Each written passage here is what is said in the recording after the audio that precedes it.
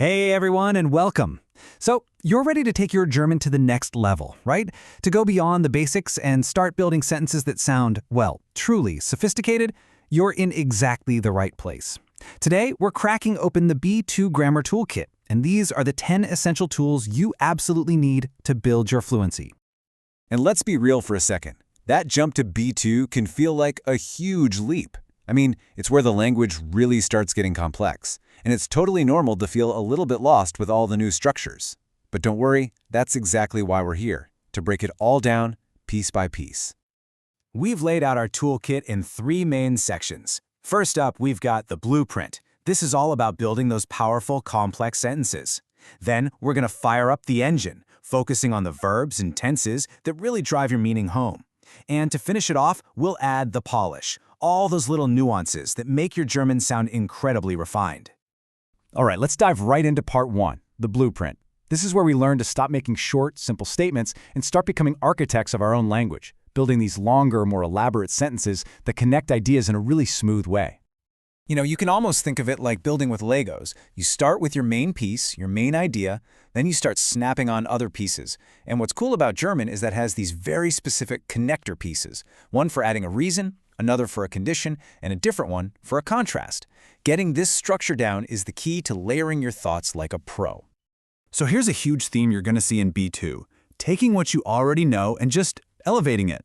You've probably been using weil for because forever, right? But to really step up your formal or written German, you'll start using da. Same thing with obwohl. It gets this fancy academic upgrade to obgleich. It's all about picking the right tool for the job.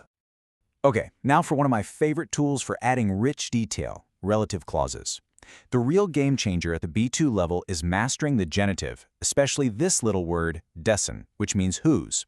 It lets you say something like, das ist der Mann, dessen Auto gestohlen wurde. That is the man whose car was stolen. See how slick and efficient that is? You don't need a whole new sentence. It's just clean. Okay, with our blueprint sorted, let's move on to part 2, the engine.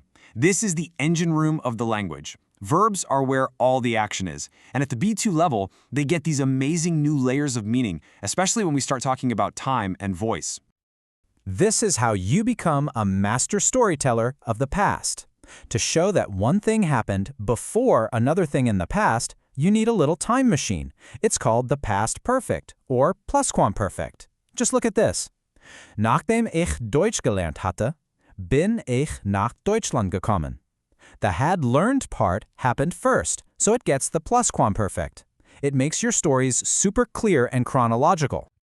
Oh, you're going to love this one. It's a fantastic B2 trick. You already know Futur I for talking about the future, but now it becomes your secret weapon for making assumptions or educated guesses about right now. So, wird müde sein doesn't actually mean he will be tired later on. It means he's probably tired at this very moment. Using this will make you sound so much more natural. The passive voice also gets a serious upgrade at B2. You learn to make this crucial distinction between a process that's happening and a state that's complete. Is the renovation happening right now? That's a process. Die Wohnung wird renoviert. Or is it all finished and that's its current state? Well then, die Wohnung ist renoviert. That tiny little verb change from werden to sein makes a world of difference. All right, it's time for the final touches. Part 3 is all about the polish. These are the tools that are going to make your German sound sophisticated, formal, and totally ready for any academic or professional conversation. Okay, don't let the big words scare you, but this concept is a true signature of advanced German, nominalization. It's basically the art of turning verbs and adjectives into nouns. And let me tell you, it is the secret to sounding more professional and academic. Instead of these long, drawn-out clauses, you can pack all that meaning into one dense, powerful noun phrase. It's a serious power move. And here is exactly what that looks like in action. You could say, weil krank ist, because he is sick.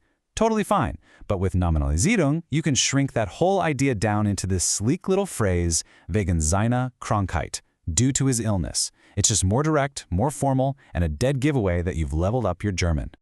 Another massive part of B2 is just locking in these fixed connections.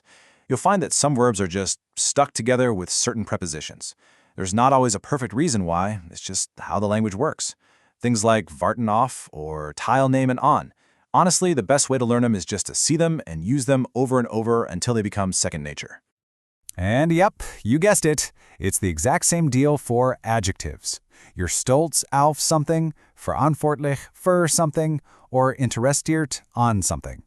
Getting these little pairs down is what helps you stop pausing and searching for words. Your sentences will just flow. Now this next tool, the conjunctive, you'll see a lot in more formal situations, like in the news or academic papers. It's for reporting what someone else said. When you read a sentence like, sagt, habe keine Zeit, that special verb form is a signal that you're just reporting, not stating it as your own fact. It creates this really professional sense of distance and objectivity. Whew, we have covered a ton of ground. So let's pull it all together into one final checklist. Think of this as your roadmap, your personal guide to conquering the B2 level. These are the 10 things you really want to focus on. So here it is, your B2 cheat sheet. Let's run through it real quick. We started with the blueprint, making complex sentences with those academic connectors and slick relative clauses. Then we fired up the engine, mastering those advanced tenses, the two kinds of passive voice and indirect speech. And we finished with the polish, using nominalizing and locking in all those verb and adjective preposition pairs. That right there is your complete B2 toolkit. And that pretty much wraps it up. You've got the blueprint, you've got the engine, you've got the polish. You have all the tools. So the only question left is, which one are you going to pick up and start sharpening first? Thanks so much for watching.